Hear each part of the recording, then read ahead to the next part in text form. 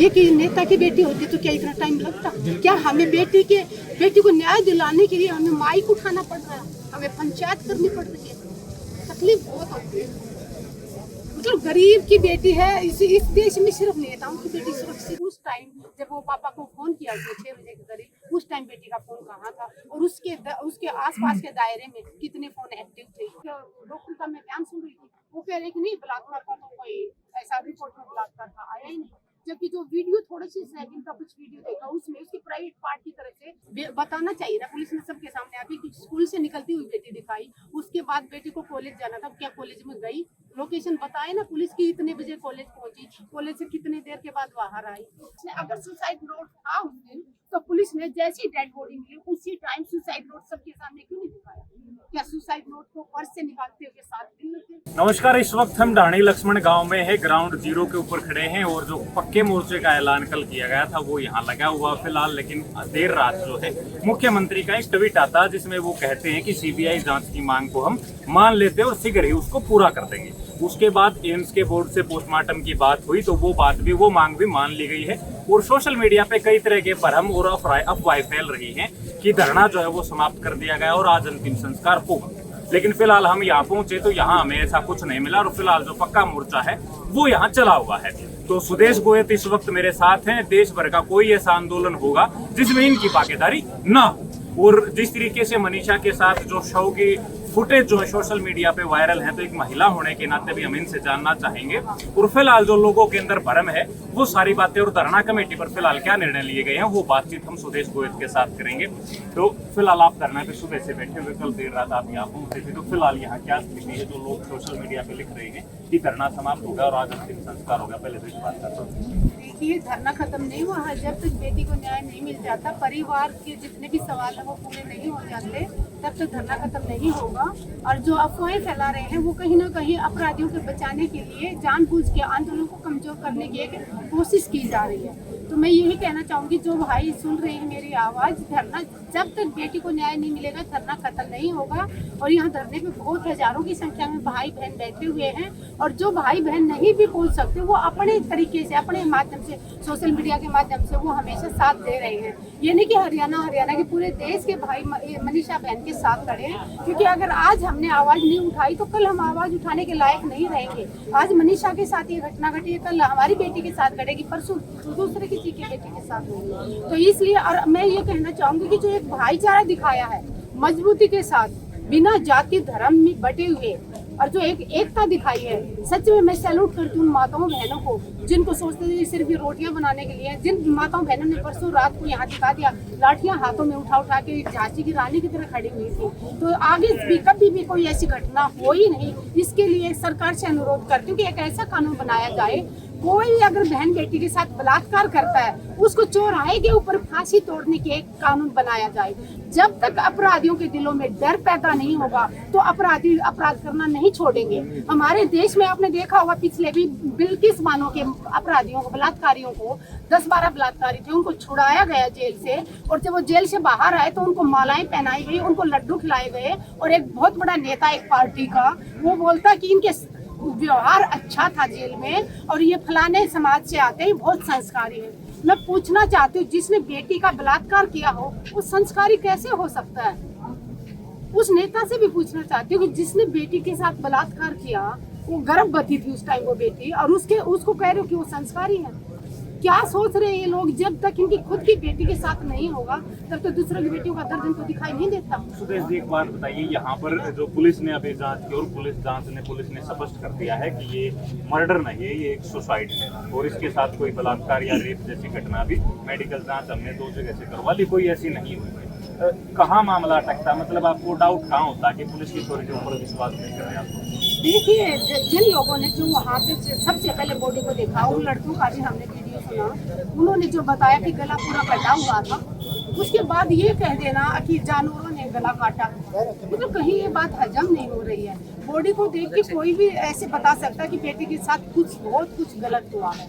उसके बाद कहीं ना कहीं ऐसे लग रहा है कि हत्या को आत्महत्या में बदलने की एक कोशिश की जा रही है। इसके पीछे क्या होता है? इसके पीछे या तो कोई आरोपी है जो वो बहुत बड़े किसी समाज से संबंध रखता है, या बहुत ताकतवर लोगों के साथ है? कुछ तो है। अगर सीबीआई की जांच की मांग की है परिवार ने और वो जांच होगी तो दूध का दूध पानी का पानी हो जाएगा। मुख्यमंत्री जी ने ये तो बोल दिया रात को 2:30 बजे उन्होंने ट्वीट कर दिया कि अब सीबीआई जांच के लिए तैयार है। तो ठीक है, हम मान लेते हैं मुख्यमंत्री जी बात का इंतजार कर रहे हैं। मुख्यमंत्री ने अगर बोला है तो हम विश्वास करते हैं कि शायद ये सच हो, और जिस दिन बेटी को न्याय मिलेगा उस दिन हम सच में कहेंगे कि हाँ, मुख्यमंत्री ने एक अच्छा काम किया। अच्छा, एक दूसरा सवाल जो सबसे बड़ा है वो पुलिस की छोरी पे कमेटी, परिवार या गांव के लोग या धरना स्थल पर जो लोग हैं वो विश्वास क्यों नहीं कर पा रहे? मतलब पुलिस में और कमेटी में कोई कम्युनिकेशन गैप या ऐसा क्या है कि जो विश्वास नहीं हो पा देखिए, रहा? सबसे पहला दुख तो हमें उस टाइम आया जब बेटी के बाप पुलिस के पास जाता और वो कहते हैं कि आप जाओ घर, आपकी बेटी भाग गई होगी। सबसे पहले समाज को, पुलिस को भी, सबको ये एक अपने दिमाग से ये बात निकाल दो कि किसी की भी बेटी अगर लापता होती है तो सीधा ये कह देना कि बेटी है, भाग गई होगी। ये बेटियों के प्रति जो घटिया सोच है ना, उस अपनी मानसिकता को सुधारो। अभी ये बोल देना अभी भाग गई होगी 2 दिन में आ जाएगी, कितना तकलीफ होती है उस बाप के लिए। अगर उसी टाइम पुलिस ने अपनी जांच शुरू की होती, बेटी का फोन की लोकेशन चेक की होती, बेटी इस वक्त कहाँ पे है, तो शायद मनीषा आज जिंदा होती, हमारे बीच में होती। ये कह देना कि बेटी भाग गई होगी, सच में बहुत दुख होता है। एक महिला होने के नाते बहुत तकलीफ होती है। लेकिन क्या उनके घर में बेटियां नहीं है? क्या उनकी बेटियां कभी घर से ऐसे, भगवान ना करे किसी की बेटी लापता हो, तो तब भी क्या ये पुलिस वाले ऐसा ही व्यवहार करेंगे? लेकिन मुख्यमंत्री कहते हैं कि जब हमें ऐसा बताओ, जांच में ऐसा आया तो हमने 5 पुलिस कर्मचारियों को सस्पेंड करके विभागीय जांच की और जो जिला के पुलिस कप्तान थे उनको बदल के दूसरा कप्तान जो यहाँ लगा। देखिए, मैं बोलना नहीं चाह रही, लेकिन जिस एसपी को यहाँ पे रखा गया, चेंज किया गया है, पीछे आपने सुना होगा जींद में 7 पुलिस वाली महिलाओं ने इनके आरोप लगाए, क्या उसकी कोई जांच हुई थी?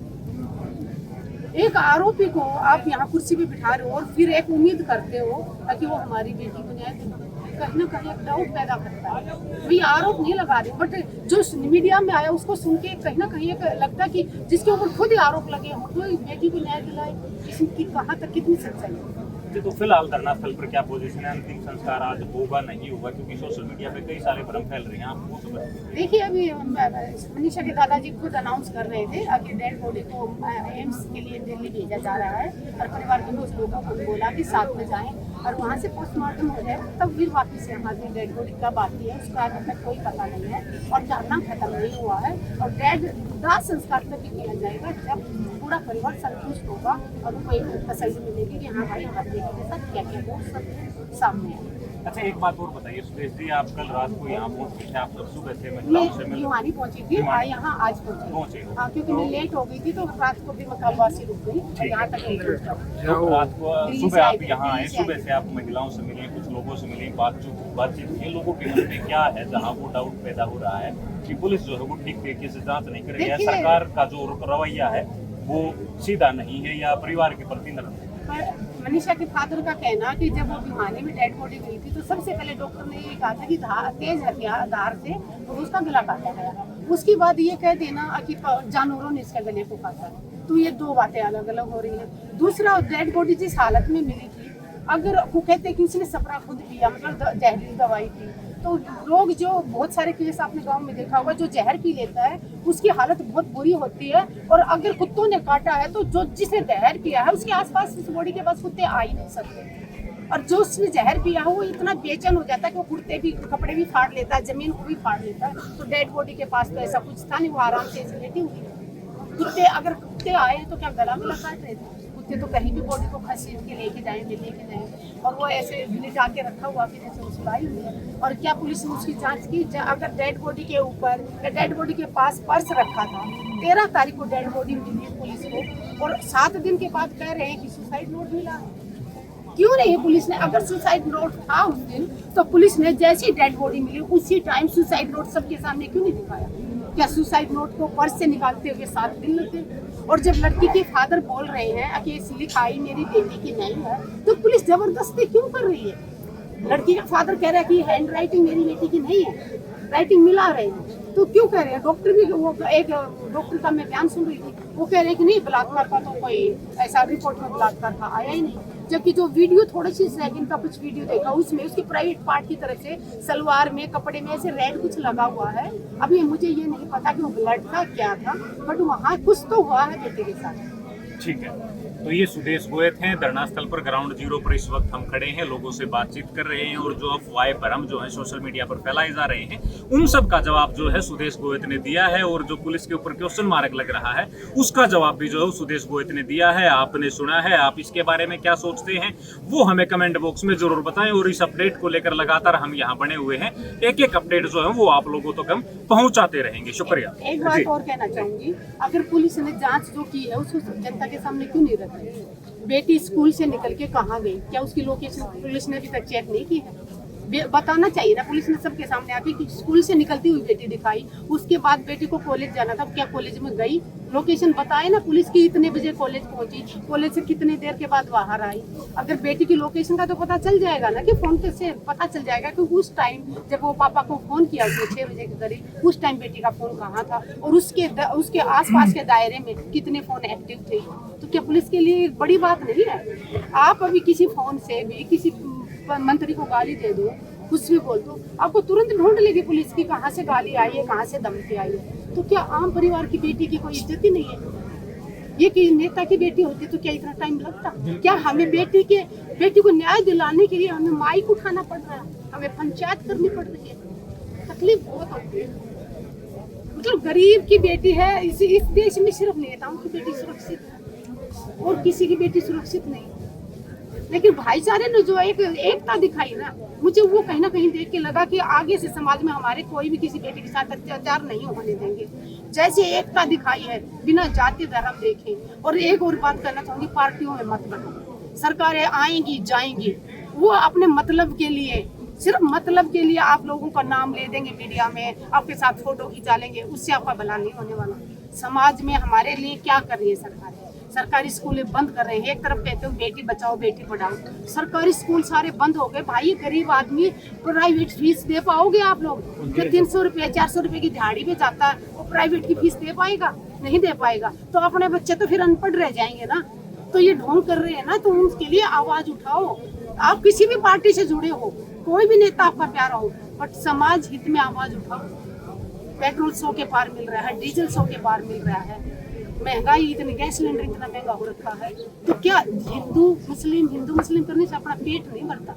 वो मंदिर बना दिया, राम मंदिर, अच्छी बात है, हिंदुओं के लिए गर्व की बात है, बना दिया, बट उससे फायदा क्या हुआ? बेरोजगारी इतने खड़े, नौकरी मिली, सेनाओं को कमजोर। आज दूसरे उस टॉपिक पे आई हूँ, लेकिन फिर कहीं एक दुख आता है, क्योंकि एक बेटा भी बोल रहा था कि वो फौज में जाने की तैयारी कर रहा है। जब से अग्निवीर योजना आई है, एक भी रेगुलर सिपाही भर्ती नहीं किया फौज में, और हर महीने 5000 से ज्यादा फौजी रिटायर हो रहे हैं। साल में 60,000 फौजी रिटायर हो रहे हैं, तो 5 साल में कितने फौजी रिटायर हो चुके? तो सेना तो हमारी कमजोर हो गई, और सेना कमजोर हो जाए तो विश्व गुरु कैसे होगा? दुश्मनों से मुकाबला कर पाएंगे? एकता बनाए रखे, एकता और अनुशासन हमारा सबसे बड़ा हथियार और सबसे बड़ी ताकत। Thank you. तो ये सुदेश गोयत थी, इनकी बातें आपने सुनी हैं। आप इसके बारे में क्या सोचते हैं वो हमें कमेंट बॉक्स में जरूर लिखें। शुक्रिया।